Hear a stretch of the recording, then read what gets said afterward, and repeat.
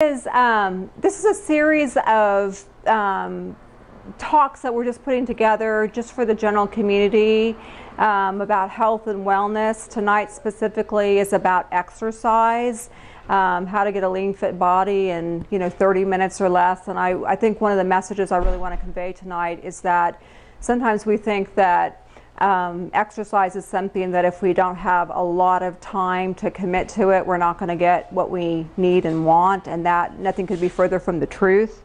So we really want to focus on that tonight.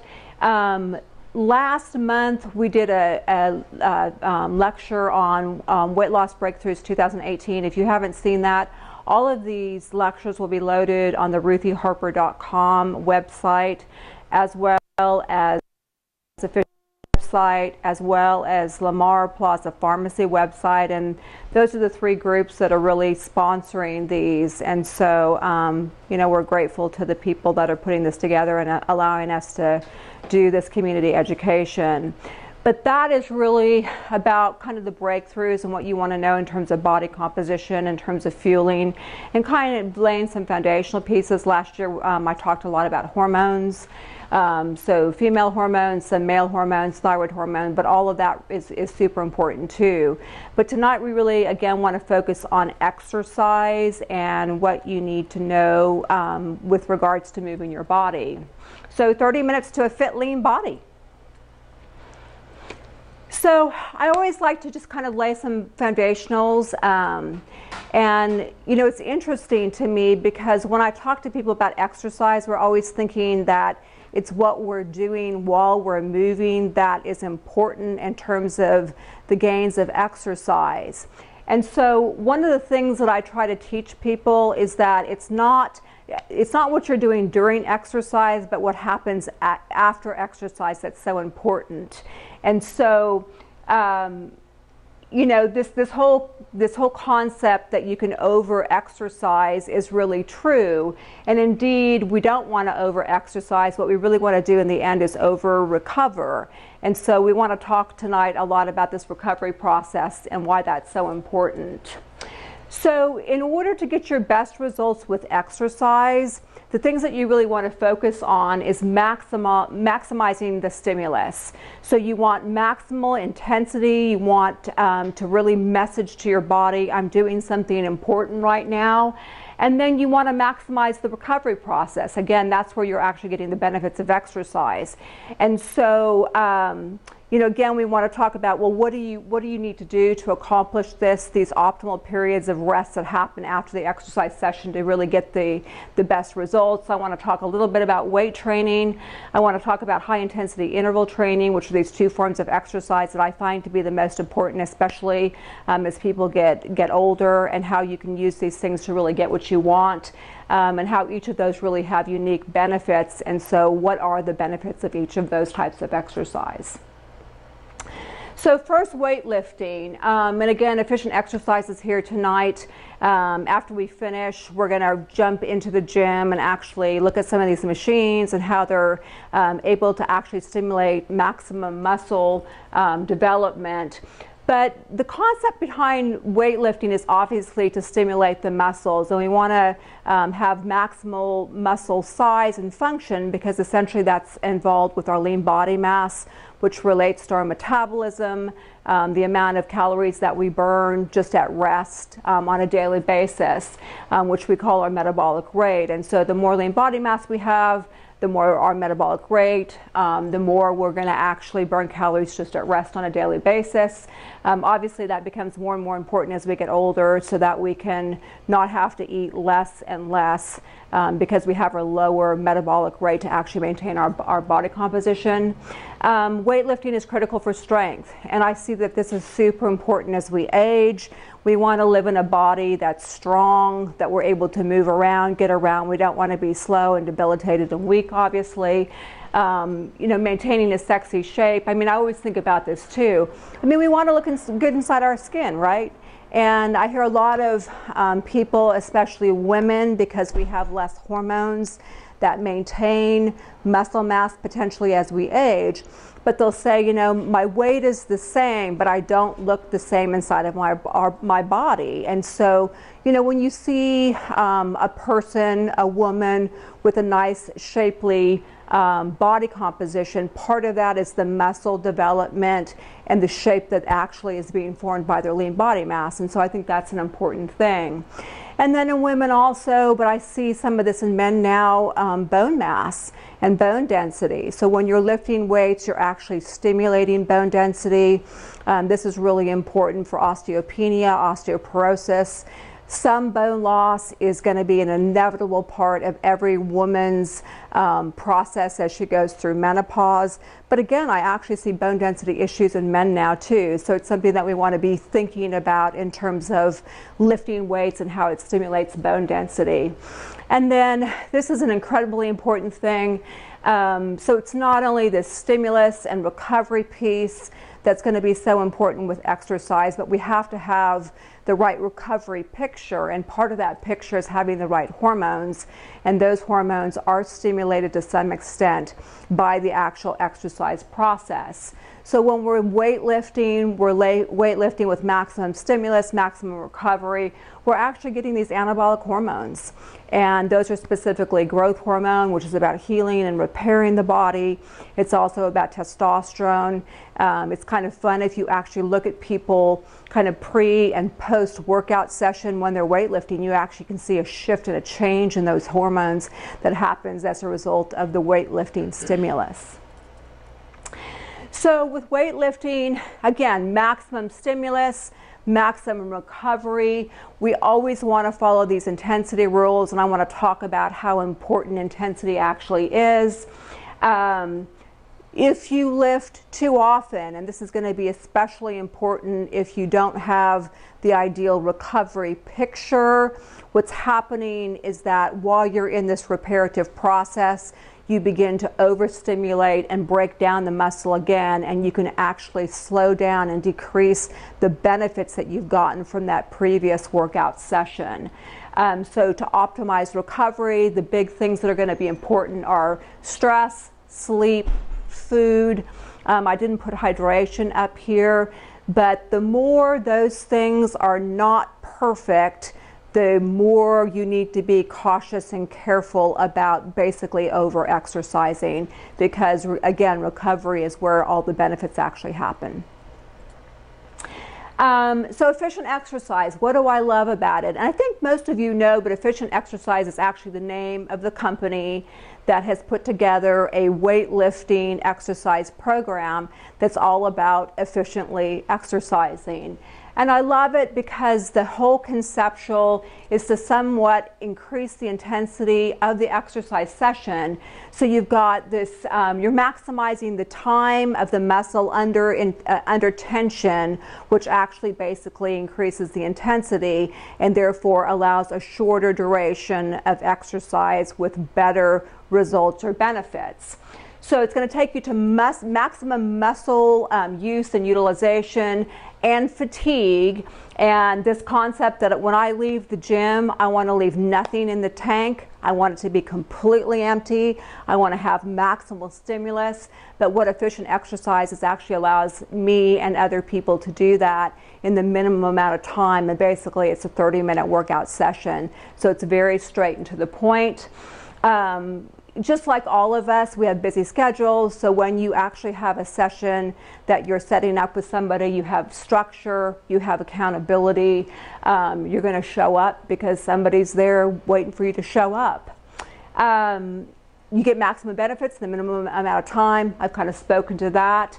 Again, in order to get this maximum stimulus, you leave with nothing in the tank. You want to be completely depleted, and indeed you really do feel like that after a 30-minute session.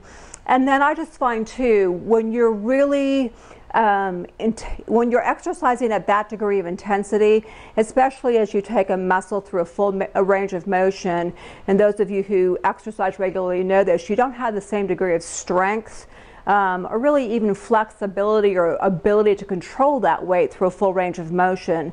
So when you have somebody there either protecting you and spotting you, or indeed when you're on these machines, you're going to have a greater likelihood of being able to get that maximum intensity with a minimum amount of injury. And injury is super important because every time you get injured, it slows you down, obviously. I don't know how many years I've exercised, efficient exercise, 6 years, 7 years. I haven't ever had an injury. I've never been not able to exercise because of it. So that's a super important thing too. So the next area is what I call high intensity interval training. You know, you can call it a lot of different things. We used to call it the HGH producer. We call it, you know, fast and lean now at the practice. But basically, this is that concept of doing intervals and rest. The goal is to get into an anaerobic state with exercise where you're actually breathless. The anaerobic state is indeed incredibly important for the hormonal stimulation. And once again, it's really this hormonal stimulation that we're trying to get at that gives you the real benefit of exercise. So we're trying to stimulate these hormones of youth again, growth hormone. And I think probably most of you know about growth hormone, but it's, again, a healing reparative hormone. It's part of youthfulness. It's part of anti-aging. A lot of people are trying to get at it in various ways, and one of the ways that you can definitely get at it is through the right forms of exercise. But we want to get growth hormone because of how it repairs our body and keeps us young, and then also testosterone, which is this other anabolic hormone. The thing about high intensity interval training, and I suppose to some extent you can get this through weightlifting also, but I find that high intensity interval training and this type of exercise is really good for our brain in terms of the neurochemical pieces. And when you hear people, I mean, I have people in my practice that are, you know, basically addicted to exercise. I mean, if you're going to be addicted to something, that's a good thing to be addicted to. But they're addicted to it from the standpoint of the brain neurochemistry that's actually happening. So they're getting serotonin, which is a calming neurochemical. They're getting dopamine, which helps them with drive and focus. So we see different neurochemical benefits of exercise too, and those can be important pieces. But high intensity interval training, it actually will strengthen and benefit the heart better than any other form of exercise. And this is true, it's much better than aerobic exercise, which is what we used to think about in terms of cardiovascular conditioning. There's a great book called Body by Science. It's by a physician. And if you want to look at the science behind aerobic versus anaerobic exercise, this would be a great book to read because it'll actually go through how this high intensity interval training will benefit you in terms of heart health and how indeed aerobic exercise is really out of vogue at this point, and how we when we're doing aerobic exercise we can actually decondition our heart instead of conditioning it. So high intensity interval training basically helps you to maintain your weight through the hormonal changes. And so this is the conceptual where you can go in and you can do an aerobic exercise session. You can burn, you know, 200 calories by exercising for an hour. You can say, well, great, you know, this is kind of this, you know, less food, more exercise concept of weight maintenance, which, by the way, never works. That was the last lecture. But when you actually get this hormonal stimulation through high intensity interval training, you'll get a 24-hour-a-day, 7-day-a-week, 365-day metabolism shift and change that allows you to burn calories all the time instead of just during that limited exercise session. And that's why it's so incredibly valuable. Reduces wrinkles and keeps the skin young. I mean, again, you know, as we age, you know, who doesn't want to, again, look good inside of their skin? And it's incredibly important to increase your energy levels. And again, you know, all of us want more energy. That's an important part of, you know, basically daily life. So high intensity interval training, what are you doing here? So this is warming up your body for a few minutes. This can be done on a bicycle, it can be done by running up a hill, it can be on a treadmill, it can be on an elliptical, it can be on a spinner bike, it can be any form of exercise. But basically you're going to warm up Then you're going to move your body as quickly and intensely as you can for a period of 30 to 60 seconds, and you're trying to, it's a maximum output. So you're going to literally try to get as close to breathless as you possibly can. Then you're going to rest for 2 to 3 minutes. So it could be a slow swim, it could be a slow spin, it could be a slow elliptical, it could be walking after you've run up that hill. And basically, you're going to repeat those intervals with maximum stimulus, maximum exercise, followed by rest, back and forth again, for basically the number of cycles or intervals. Typically, it takes about 7 to 10 until you're going to hit this heart rate of 220 minus age with about 5 to 10 heartbeats less than that. And again, this is a very different conceptual than aerobic exercise, where we're trying to get into this, quote, fat burning zone, because here we're trying to get into this anaerobic zone. And so, you know, people, regardless of their age, when they say, oh yeah, I hit a heart rate of 160, 170, you know, and sometimes I'll even say too, my doctor said that was too high. I mean, provided that they're healthy and their heart is in good shape, it's actually beneficial for them to hit that kind of a heart rate and get into the anaerobic zone. So 7 to 10 intervals. If you're fairly unconditioned, non-conditioned, not in great shape, it may happen very quickly because your heart, your body is not used to that degree of intensity.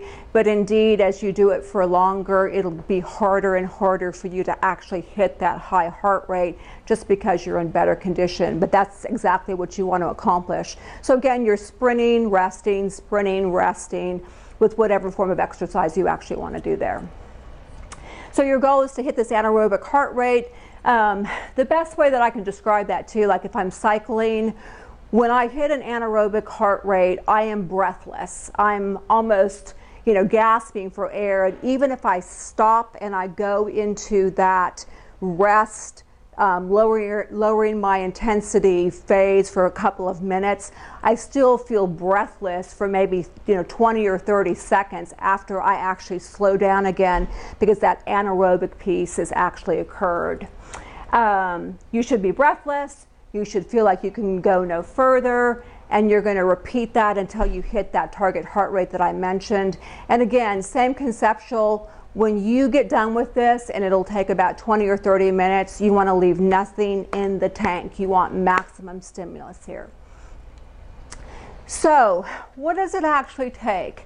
And there's a lot of good science out there that says if you could actually just do one weightlifting session and one high-intensity interval training session per week, but do them in the way that I just described, it could be incredibly beneficial for body composition and overall health. And so this is that piece where, you know, sometimes I think we have to get to the gym 5 or 6 days a week, and, you know, we want to make sure that we commit to it and build it into our lives. And that's great if we can do it. But I think that sometimes in our pursuit of perfectionism and getting it all included, we miss out on these real opportunities to do some meaningful work. And so again, 1 time a week of each of those would be great.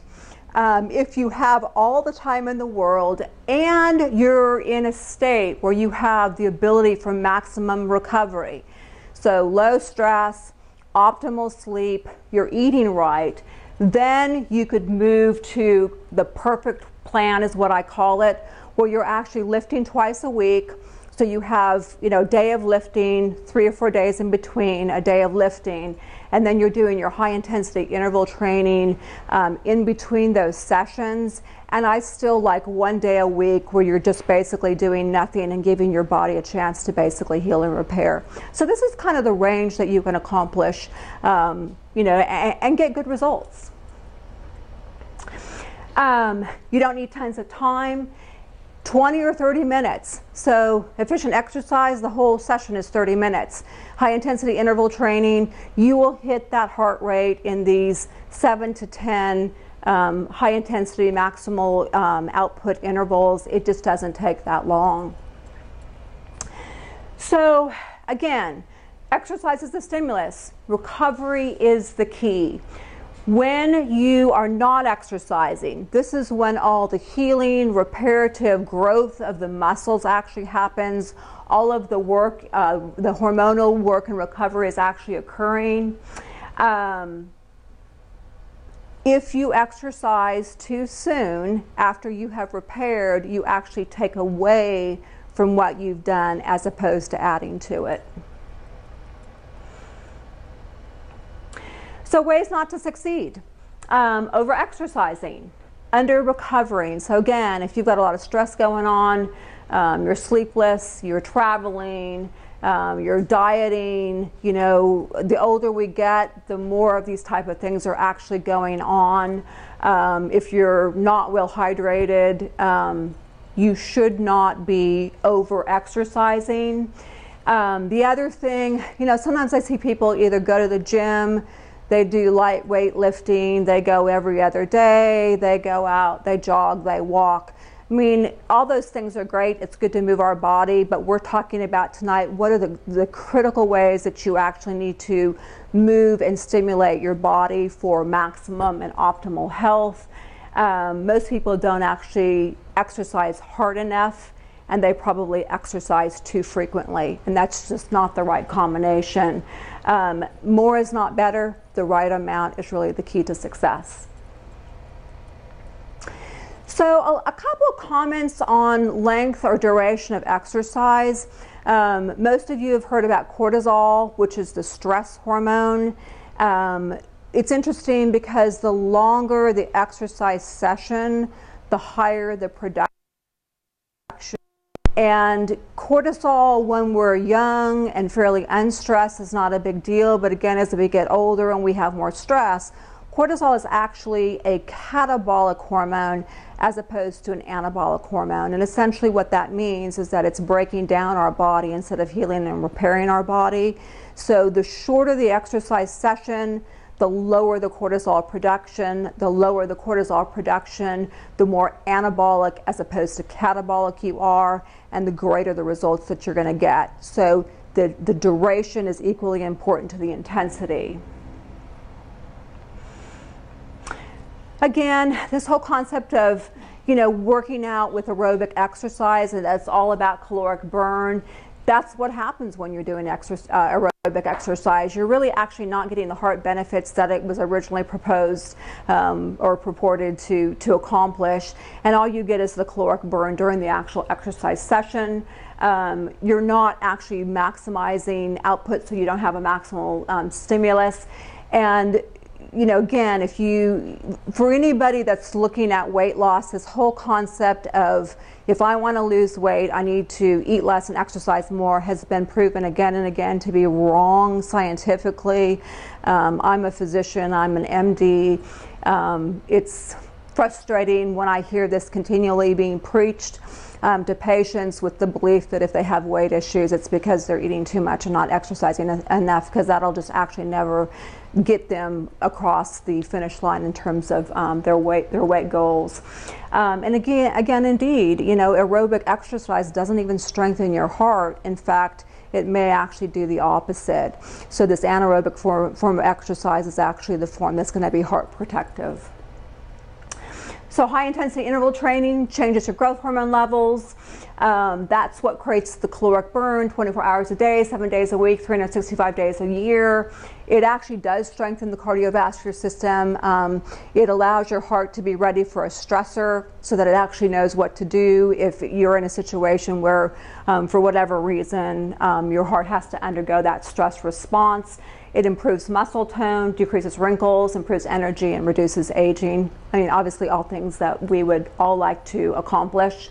The aerobic exercise science is outdated. It doesn't improve health, fitness. High intensity interval training does.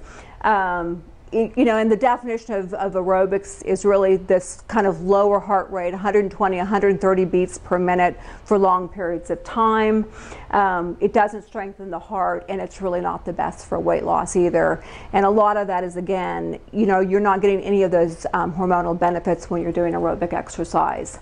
So the plan: weightlifting, efficient exercise once or twice a week. If you're just starting, once a week. Optimally, you would move to twice a week with these nice periods of repair in between. The fast and fit high intensity interval training, the day of rest. In the last lecture, we talked about mitochondria, which are these energy burning factories in your body. Essentially, they're the batteries that run our brain and our hearts and our metabolism and every piece of cellular machinery in our body. We want these things to be young, regenerated, rejuvenated. We talked about an eating plan to actually accomplish that last time. But these forms of exercise are really critical for mitochondrial regeneration and rejuvenation also. You will not maintain your weight over time without exercise.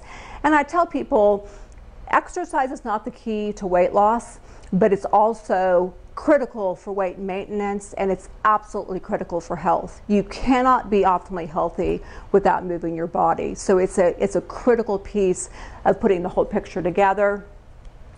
Action items, I always like people to get a body composition, to actually look at their lean body mass. We want to see this grow over time. There's a lot of great devices and machines out there that can actually get you that piece of information.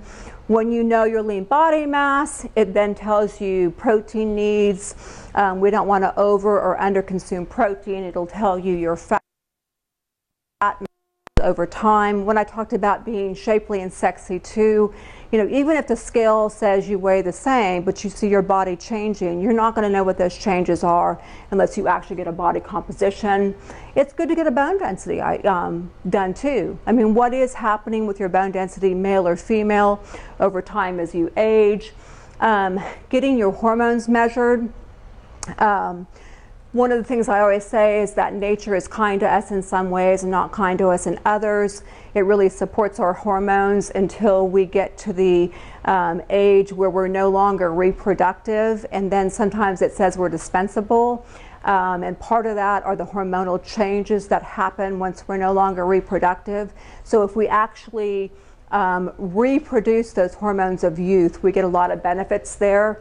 And so getting your hormones measured means growth hormone, estrogen, progesterone, testosterone, thyroid, potentially cortisol, or DHEA sulfate, which is kind of its balancing hormone. I mean, all of these things are available scientifically so that you know exactly where you are. You can actually implement a program and then measure and see the changes with those things. And that was just the same statement. If you're menopausal, or the male counterpart to menopause is now called andropause, right? And I would definitely, if you're having hormonal changes as a result of, you know, where you are with age or before, it's really worth getting hormone levels measured. And going back, I mean, Lamar, Plaza, they do an amazing job of working with what we call the bioidentical hormones. So when I do hormonal work with people's bodies, I'm measuring levels. I'm only putting back into the body exactly what was there in the first place, because those are these keys that fit in the lock that actually reproduce the cellular function. And I do it through compounding pharmacies, because one of the things that I teach is it's not your responsibility to fit the dose of a prescription of a bioidentical hormone. You want to get that bioidentical hormone to actually reproduce the hormonal balance in your body. And the way that you do that is by using good compounding pharmacies like Lamar Plaza that will actually get that just right for you. So keys to recovery. Sleep. And I spent some time last time on sleep, but the new science is saying that these maximum housekeeping recovery hours are from 10 p.m. to 2 a.m.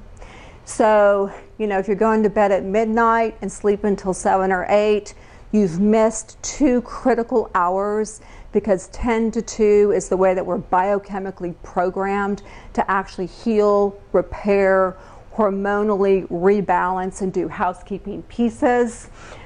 Stress balance, you know, again, we all have stress. It's really about the balance that happens there.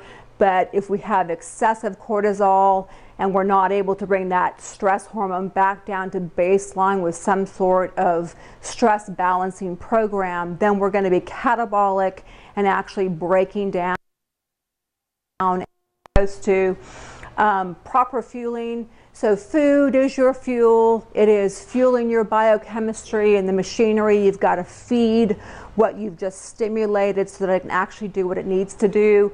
And if you want to hear more about that, go to that lecture, Weight Loss Breakthroughs, in 2018. And I think I mentioned this, but ruthieharper.com, as well as these other companies' websites, they have all these lectures so that you can access them if you weren't able to come. Hydration. I was listening to somebody say today, the problem with hydration is, like, we all know that it's important, but sometimes the things that are so common that we think about every single day, it's like they're so common that we just forget about them, right? We just don't do it. But hydration is critically important for our bodies. And then getting the hormones checked and looked at. So those are all the things that I've talked about. This is my website if you want to go to that and get more information. Sleep, this is kind of what I've just gone through, but there's just so much sleep science now, and literally it's been shown that people who sleep longer are leaner and have less, body fat around their waistline, which is where the major risk comes from. And people who sleep have lower levels of cholesterol and LDL, the bad form of cholesterol, and better HDL levels. So you're not just unconscious when you're sleeping. It's actually all this stuff is happening that's really critical for your healing and repair. I was just struck by this number, and I see this in my practice all the time, but there is 50 to 70 million people in America that have sleep disorders. A lot of these sleep medications are at the very top of the list in terms of being prescribed. One of the things that I use all the time in the over 40 population in my practice is melatonin, because it's one of the hormones that declines with age. And melatonin is not only directly related to the quality of your sleep, but also growth hormone production, which we've talked about. So sleep is just super, super important.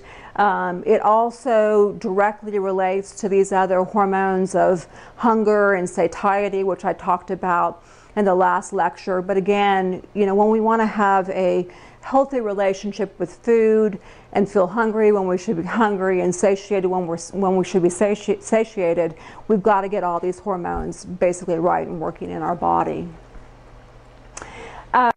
Lots of cool sleep tracking devices now, because sleep has become cool and interesting. So if you want to kind of get really more scientific with that, you can use the sleep tracking devices. There's a lot of science now on light, dark stimulation.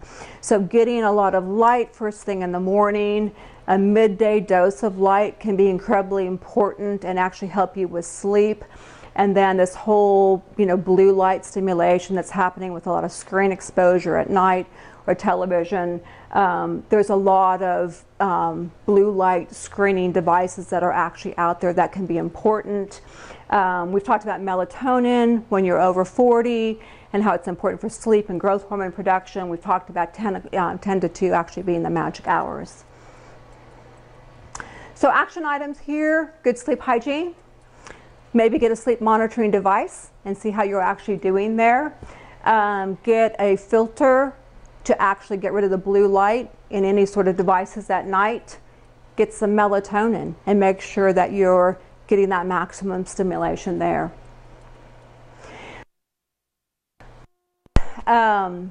I believe in what I call targeted supplementation, so not one of everything. I think food should be the basic fuel that comes into your body, makes your biochemistry work. No one's going to ever do better than food. But I do believe in targeted supplementation, and I believe that probably everybody benefits from a good multivitamin, antioxidant, essential fatty acid replacement, so these omega-3s. And we have just a very basic foundational product in our practice, and I like to do essential fatty acid testing and other testing that actually shows how are you doing with regards to basic multivitamin and antioxidant pathways in your body.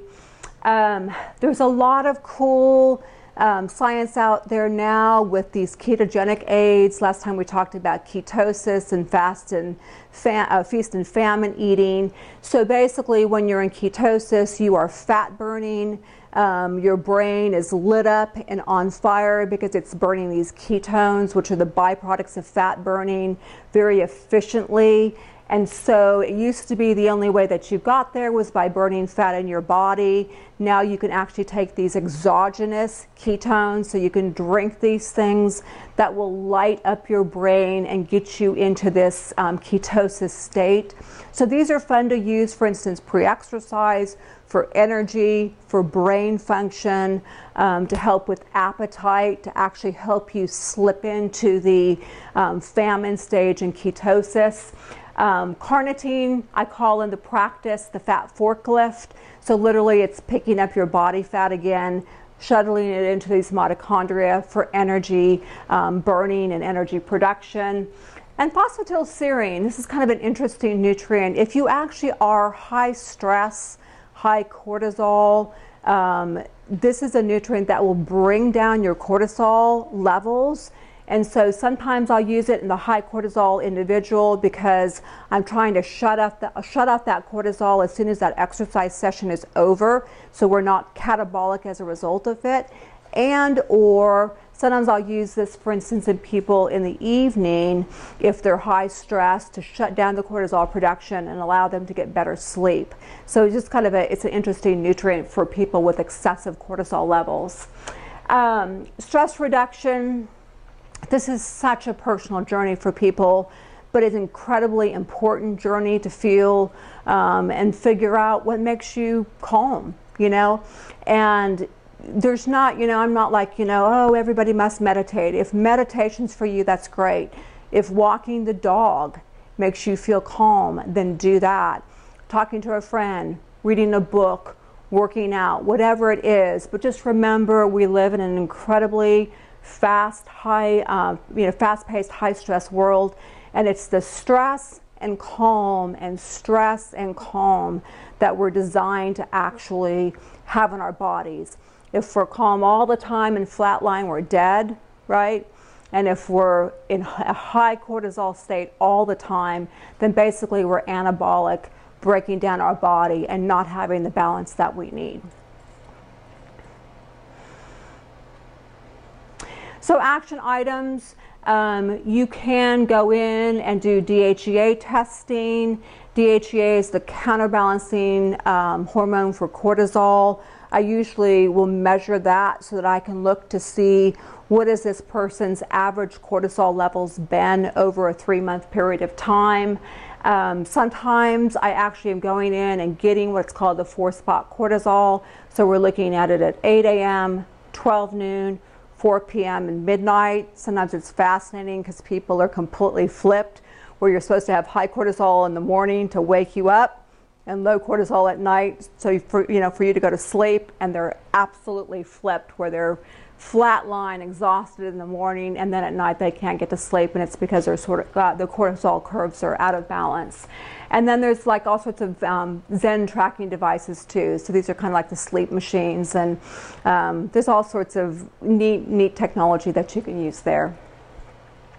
And just, one final note. I mean, I've talked about maximum stimulus, maximum recovery. This is all based on the fact that you're healthy, you're well, you're cleared for exercise. So obviously always check with your physician and make sure that if you're going to go out and get that maximum stimulus with an efficient exercise workout session or high intensity interval training, that you actually are safe and able to actually do that.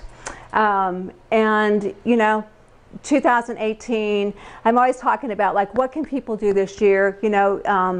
Whatever it is, focus on your food, get your supplements right, sleep well, get your stress balance, get your bodies moving, all of the above, any of the above. But if you can do any of those things, you're really supporting and protecting your body in terms of health. And in the end, I always say too, there's only one thing that's going to be with you your entire life, absolutely, and it's the body that you live in. So you really want to get that piece right. Okay. So any questions or thoughts or anything? What does the hormone testing look like? Is it blood tests or? I like blood tests. They're, you'll hear about salivary tests. There's urine tests with hormones. There's blood tests. I've done all of them. I've actually done hormones, I can't believe this, for 19 years now in my practice. And I've had the ability to correlate each of those types of hormone testing with the clinical picture. And I still really believe that blood hormone testing is the most accurate. It'd be nice if you could do it through saliva or urine. You know, it's because it's a little easier because you don't have to go to the lab and things, but I just don't think it's as on target as the blood testing. And how much does that change across days? Like, is it historical? Like, can you see how hormones? If you're doing blood tests, is it like a snapshot for today, or someone's hormones are a certain level for several months? So the answer is both. So women who are cycling, we have peak times of estrogen, progesterone. So in a cycling woman, I'll check an estrogen on day 12, a progesterone on day 21, because that's when they're peaking. And then I'll check testosterone any time of the month. In men, because you're not cycling, it's more consistent, but I do like you to go kind of in the same setting, same time of day. So in other words, like I will see a stimulation of, for instance, growth hormone or testosterone with a workout session, which is an interesting piece of data, right? Kind of pre and post exercise session. But if we're going to consistently look at like what's your baseline testosterone level or growth hormone level pre-exercise, then we want to kind of consistently do it at the same time of the day pre-exercise. If you want to see what's happening related to an exercise session, then we can do it pre and post. But men, you know, because you don't cycle, you're smoother. You know, and again, you just, you know, we see these declines and changes in hormones. It happens in different men at different rates. And a lot of it is, again, just, you know, how youthful your body is and how you're maintaining it. And, you know, hopefully with the right types of exercise and all these other pieces, you have nice hormones of youth for a long period of time. That's really one of the goals of health.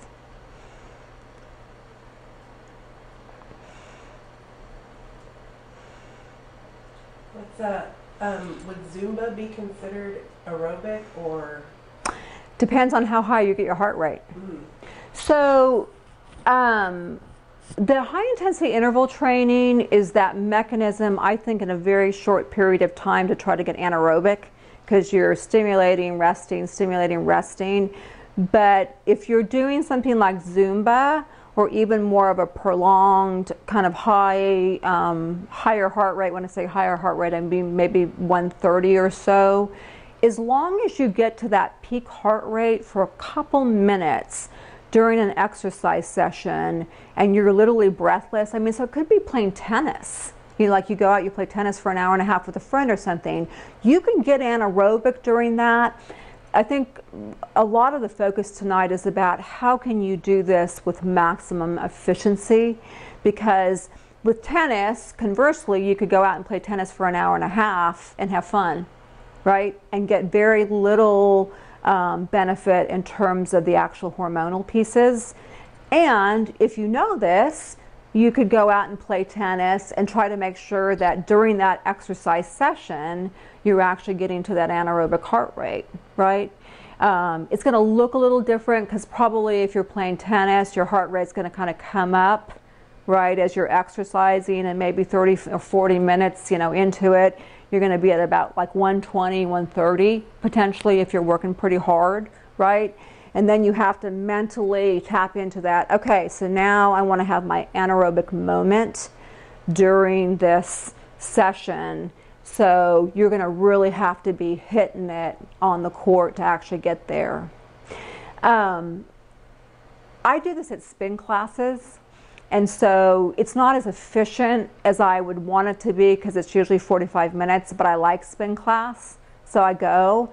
And so most of the time at spin class, you're still not in that anaerobic zone, but I just make sure that during my spin class, I get into that anaerobic 160, 170. And again, there's a lot of these cool tracking devices now, you know, where you can look at, you know, what was your average heart rate, what was your maximum heart rate, how many minutes were you there. There's all sorts of devices now where you can actually look at this. So, you know, in response to your question, I mean, I think you can have fun and do what you love. I mean, if you love Zumba, go do Zumba. Do what you love. But just try to incorporate these concepts into that, and then look at that as your kind of your high intensity piece. But the weightlifting piece you're not going to get with high intensity, and with high intensity you're not going to get the weightlifting piece. They really go together.